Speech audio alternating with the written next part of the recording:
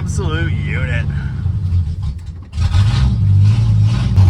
I forgot about the steering.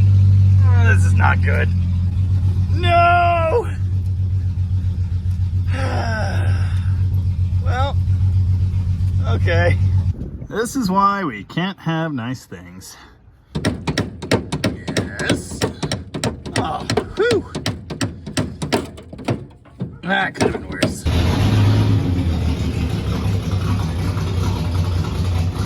Today on the Dodge Garage, I have a brilliant idea. And it's bad. What's that noise? I don't know what it is with me and roofs, but it's a problem. Oh yeah, don't look at that. That's a later thing. If you don't recognize this car, it's a 1974 Duster, which I recently acquired for not very much money. It has rust problems and it has paperwork problems, but it also just has something, you know? It's got a flavor to it, and lots of people seem to agree it's awesome. Naturally, it's equipped with a hillside Hemi, a 225 Slant 6, with all kinds of nice features. Brand new fuel system, obviously, flawless. Nice new alternator, a voltage regulator that does not work, and that's normal. Whatever's going on here, the world's worst power steering gearbox. And of course, whatever else is included with the base model 1974 Plymouth Duster. In the first installment on this car, my stated intention was to get it running and sell it to someone who would actually care. But after staring at it for like a week, I think I've decided I'm someone who cares. Now sure, I already have a car almost just like this that's actually good, but there's just something appealing about a version of it that, well, doesn't matter. I don't think I could do any worse to this car than Mother Nature already has, frankly. But I'm certainly gonna try. More on that in a minute. I've been a Mopar collector and total nut job for the last 15 years. And for at least 12 of those, I've really wanted to turbo a Slant 6. And recently it seemed like that dream was gonna become a reality when I acquired this 1978 Plymouth Volare. Unfortunately, this particular vehicle is equipped with the not as rare as you might think Slant 5. So that would need some attention first. And, well, I don't think I care really. Hey, there's my other starter button. Now there are some mechanical aspects that make this the more appealing candidate. For one thing, manual disc brakes. Although that's something I could easily solve on the Duster. For another thing, manual steering that isn't ruined. In fact, this car actually drives, sort of. It also has 3 pedals, and that's definitely a point in its favor. But did I mention it's a Volare? It's also a piece of garbage. Ooh, this is looking pretty good. More on that later. So while I teased putting a Wuhan war whistle on this thing, I just don't think that's really gonna happen. But still, my bag goes deeper. To the 67 Barracuda Fastback, my ultimate daily driver project. This car is equipped with an 80s lightweight hydraulic cam Slant 6. That would be a great candidate for this. I've even teased this possibility on video. It would be pretty cool, but I don't know. For one thing, I actually care about this car, and for another thing, I do want to drive it. This one too has many features that make it appealing for this. Manual steering, that only makes some mild horrible clunking noises. A 4-speed Manuel transmission, and, well, it runs pretty good.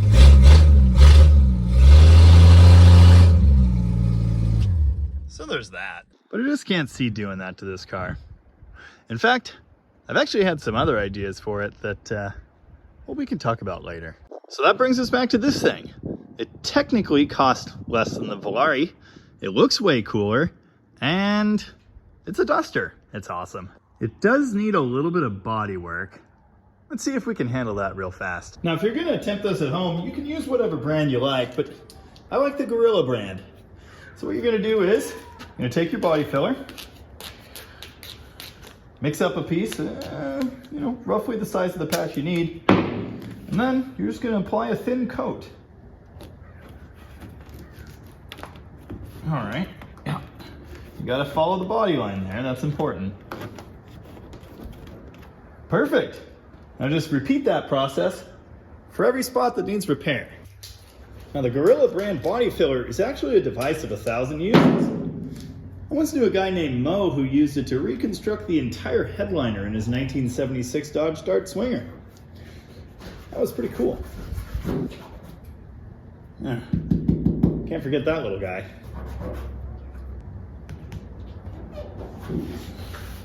There we go. Solid as the day it was built. I wonder if the Gorilla filler would work for the wiper seals. Yeah, we might have to give that a try later. Oh. It's actually worse than I thought it was. Oh, I forgot about the firewall. I need to go ahead and restore that too real quick. So, back to this thing. This is the factory turbo off a 24-valve Cummins.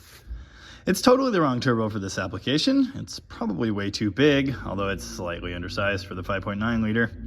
But I'm not going to let that stop me. I'm going to use it anyway. There are various ways you can mount a turbo, and I haven't quite decided which way I want to go yet.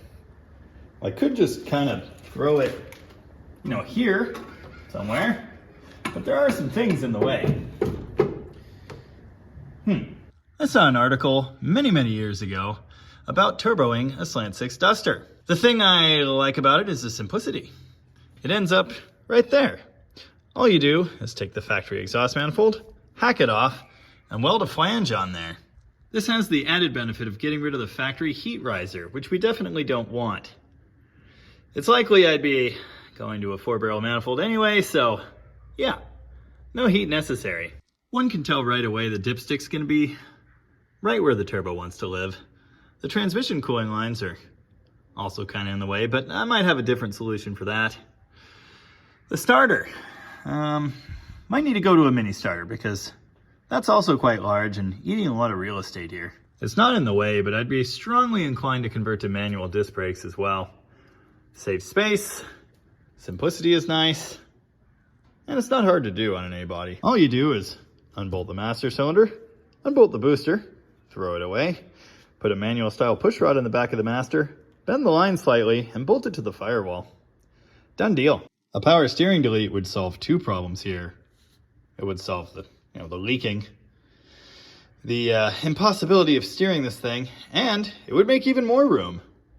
And that's 3 problems. If I were to bolt this directly to the exhaust manifold, I'd have to reclock the hot side, so it points kind of that way.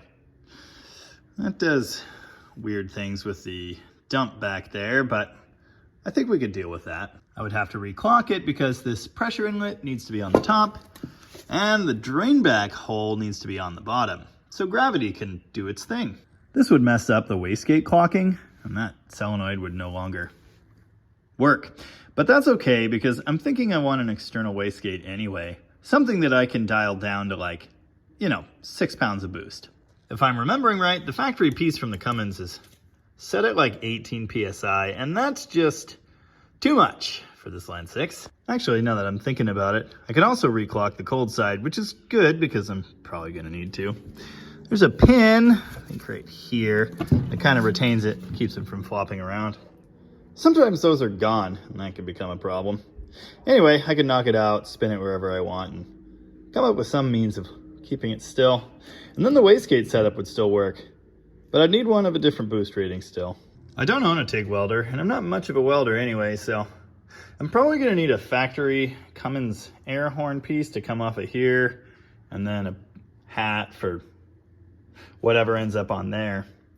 Speaking of which, this is the MSD Atomic EFI system. It came with the Demon, so depending on how you look at it, it was either free or $30,000. Anyway, we'll just put it there. Might need a different intake. Can you imagine if I bolted that and a nice Clifford manifold right onto this Slant as it looks now? And a turbo, nice piping, and that'd be cool. I'm not committed to the idea of the Atomic just yet. A carburetor works well enough, and it's easier and cheaper. I'd really like to start digging into this thing and seeing what I might be able to make work, but I don't really have the time to hobble this thing currently. I need it to be movable tomorrow. And I'm wearing my nice clothes today. I've gone on record as saying that the turbo fixes everything that's wrong with, bad cylinder head designs and low compression, and the Slant 6 is a perfect example of that. I believe this one's factory rated at 7.5 to 1, so Yeah, we're good to go for boost. Some turbos are oil and water cooled.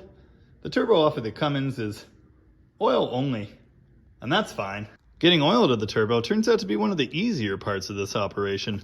A T down here, the oil pressure sensor, a steel line, some kind of adapter, and then a factory oil hose from a Cummins. That'll do the trick. It then needs to drain back into the oil pan, probably somewhere here, right under the rail if possible. That shouldn't be too hard either. This is my first time putting an A-body in the lift, and it's actually harder than I thought. I think because the frame rails are so close together. Ah, I can't believe the rocker's damaged. It's junk, scrap it. I guess now's as good a time as any for a first look under this thing. And I'm liking it so far. New driver's side brake caliper. This one's not new either. The brake pedal's stuck again, or it will be soon. Definitely spent some quality time sitting in a field. Here's a look at the brand new Pitman arm attached to this totally junk gearbox. Remind me to save that and also replace that missing bolt. In some parts of the world, A-bodies have a habit of rusting out in this torsion bar cross member right around those mount points, and then the torsion bar loses all its tension and, well, the suspension collapses. This one doesn't look the greatest, but I'm gonna ignore that for the foreseeable future. Okay, gonna need someone to explain to me how this doesn't leak. I think in a perfect world, this thing would get a special EFI tank with a pump in it. That's probably not gonna happen. You guys see what I see? That's an air fitting. This is a 7 1/4 rear differential. Thanks, Chrysler. Honestly, for what I'm gonna do, I think it'll be okay. Well, this I don't believe. Shock's blown out. It leaks oil. I don't believe that either. I'm glad that adapter is so big. I do think this will flow plenty of oil for the turbo's needs. I truthfully don't know that this transmission is gonna hang. Either this thing's gonna need an overhaul or, well, this could be a good candidate for the 3-pedal solution. Man, somebody lost a perfectly good shoelace. Is it too late to change my mind? This thing's kind of a turd. I definitely need to put the grill back in. Unfortunately, the headlight screws are missing. That's very inconvenient. So I'm not married to the atomic system idea, but, well, it's here, and the internet says it can hang with 14 pounds of boost, and yeah, we're not gonna be anywhere near that. When I mentioned in the Volare video that I was gonna turbo a Slant 6, I had some questions. The one that sticks with me is, why? You could just put a 440 in there and make like 18 times the horsepower with the turbo on that. Why not? I mean, the Slant 6 is free. It's already here.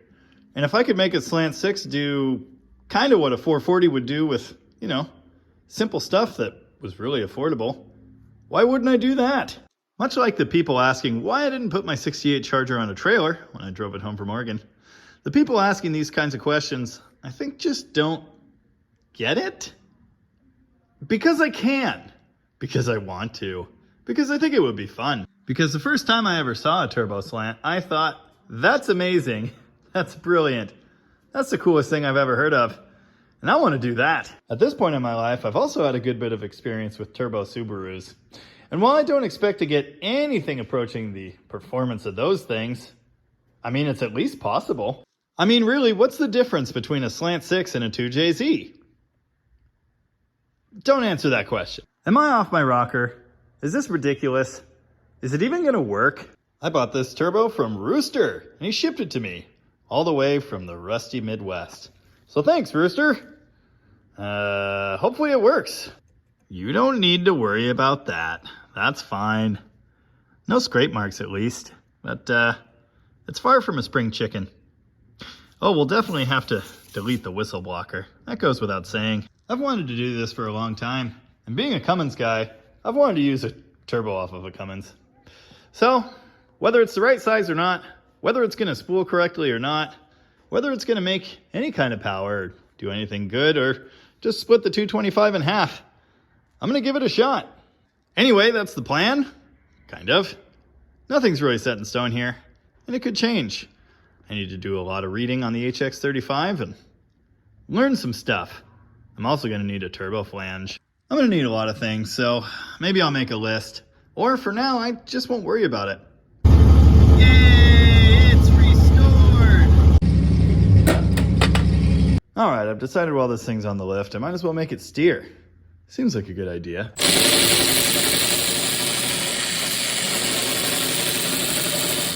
Well, that's cool. I literally just put that bolt in there.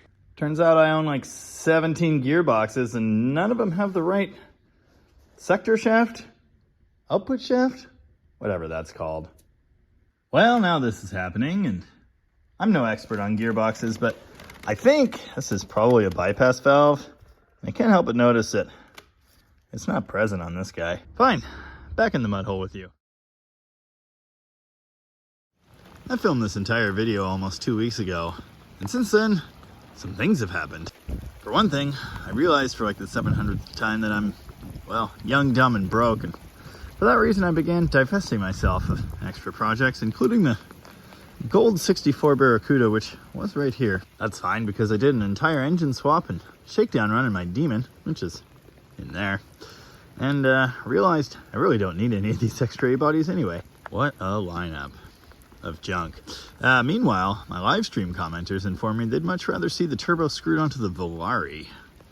Interesting thought. I decided the only way we're going to solve this problem is by listing these things for sale and seeing which one leaves.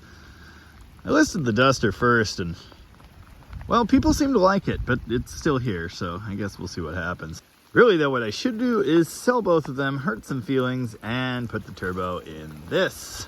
It makes the most sense.